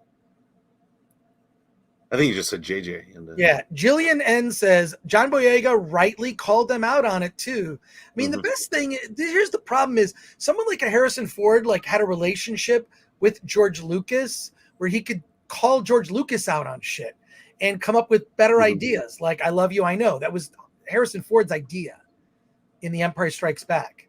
But John Boyega, he's hired gun. It's the corporation who has the power, ultimately Kathleen Kennedy. Even if John Boyega brought it up with J.J. Abrams, it's just, yeah, like Zach's. J.J. No White Comfort Abrams, now pick up your mop, John. What a lot of times when I see people accusing other people of racism, I think, well, why are they doing that? And usually you've come to find out that those people are, in fact, have issues within themselves. That's all I'll say. Usually the people that call other people those words, they have issues they're grappling with inside. There you go. Sean Zamir says, is there any way I can help you guys with this off air? Yes. What do we need right now? We need graphics. We need videos, all sorts of videos. We have a video. We got video and stuff we can't show you. Yeah, we could use a lot of, go to the contact or reach out to Flaccid Phoenix. Yeah, we need help. So you can contact us at Film Threat. Go to the contact, go to filmthreat.com/contact. And we want to put together videos and graphics and memes and, want to have fun with it, but we want to debate. We want to debate. A real debate. We could just use, graphics and video and whatnot. So I don't know. Maybe we do an opening crawl and we introduce the charge with an opening crawl. That'd be awesome. But we can't use the Star Wars music. You're not going to be able to do that. So there you go. Unless we do it ourselves. No, we can't use the Star Wars music. Flaccid Phoenix says, my DMs are open. Send me whatever. Yeah. Like what I'll do is Flaccid is producer. I'm going to talk to Flaccid about here's a list of things we need. And then we can source those, whether it's memes or graphics. I know that there's there's a website you can go to. You can just make an opening crawl. It's like a plugin there's a way to do it. You can make an opening crawl. So maybe what we do is we open every charge and we sort of have the charge as kind of an opening crawl. Could be fun. Shun Hu for 5 says, suggestion for number 3, last sentence, resulting in an unsatisfying conclusion. Better. Can you make that change, Alan? Love it. I love that this was crowdsourced. Yeah.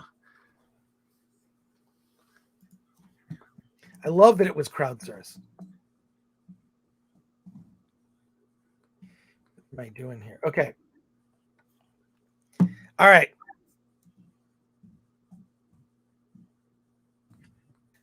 We're gonna run this by some other people, but it is gonna take us, because of San Diego Comic-Con is such a beast. We are going to have to push this until post Comic-Con. We're just not going to be able to do it right. We want the graphics, we want video, we want each charge to have its own kind of these are the charges, right? We'll post on our YouTube community tab and then also on social media to get people to join, hopefully build an audience. And we want to, the audience is ultimately guiding all this. Here, you are actually contributing to the writing of this document. Fan sourced, right?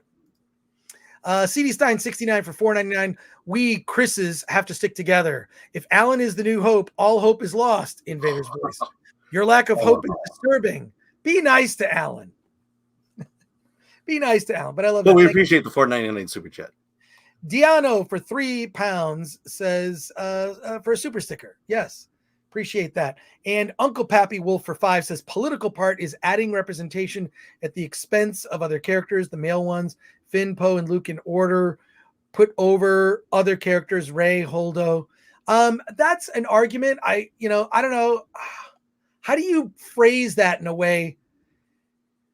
Look, Princess Leia was always a powerful character in the original trilogy. Why did this make it worse? I think that that's up for debate. Yeah, I mean, the reason it didn't work is because of bad storytelling, not because you had representation. Yeah, exactly. Yeah. And Alan should know something about bad editing. People can't see that a lot of times. I feel like people just listen to this don't understand. Like a lot of times I'll say outrageous things and I shake my head or I sort of mouth the words, no, I'm joking. And you don't get to see it. Maybe I need to articulate that better. Tyler Shelton says, abuse that like button. We love Film Threat. Well, thank you for that. That's great. I think we've got at least, this is a decent second draft. I actually like that. I appreciate the fact that all of you contributed here. I think we need some other people to come in and give their opinion on it. And we are going to line up the prosecution, but this is going to be prosecution and defense. We're asking people to debate. And there you go. Wait. And Jay Zerka says, why is Gore under attack? I don't know. It just seemed like a way to get you to watch the stream. I'm going to be honest. I think I have to be just blatantly honest and say, you know what? We did that one just as a way for you to watch this. This is just our hanging out. Yeah, we didn't even talk about Gore at all. Well, we're going to talk about Gore on Friday. We're going to talk about Gore a lot. But Jay Zerka, thank you for that comment and calling us out on our BS. I think we just really wanted to have, I'm not trying to tell you, to buy anything or do anything or whatever. Just like it was a fun way to like, hey, let's hang out on a Wednesday afternoon. And like, here we go.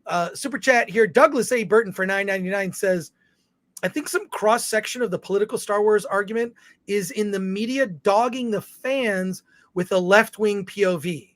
That was unprecedented experience as a fan. That was an unprecedented experience as a fan. Well, I happen to know Scott Mendelson at Forbes. Maybe Scott will come on as a defendant. I'm not joking. There's going to be people you've heard about, people probably never met, having conversations. Mr. Tickle Trunk calling me out. It's Gore bait. So look, I just like to have fun with you on a Wednesday afternoon. And I appreciate hanging out. It is, we've been here almost 2 hours. We're going to wrap it up, but I think we've got a good start on this document.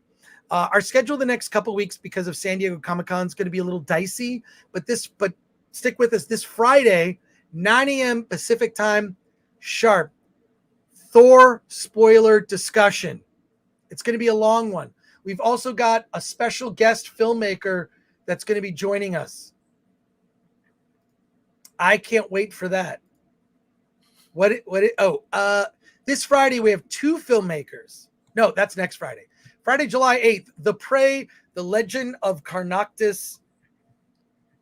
The filmmakers are going to be joining us. It's going to be a lot of fun. Anyway, let's wrap it up. All right. Alan, where can people find you? All right. I'm my pal Al on Twitter, FilmThread Alan on Instagram, and reviews are up always on filmthread.com. My Thor review is up there now, and most of you won't like it. Won't like the review. And Zach says it's nipple time. I'm always up for that. I'm always up for that.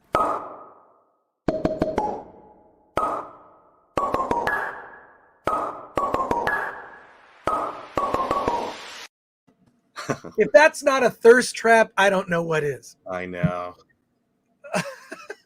That's how God made me. There you go. And then, Alan, what are you watching tonight, bro? Take the Night from Saban Films. I'll be watching that. You're watching it, but are you going to the theater to see Forgiven? Oh, that's tonight. Yeah. And you can only see it tonight. I know. Okay, I better see that one then. That's 10 o'clock tonight. Cool. And AMC Orange, if you want to join. All right. Well, let's just say this. I want to thank everyone here on the stream. The show is, look, it's, the topics we discuss, and then it's also, your help in putting this together. I think it's going to be a really fun show once we get to it. We don't want to go about it lightly.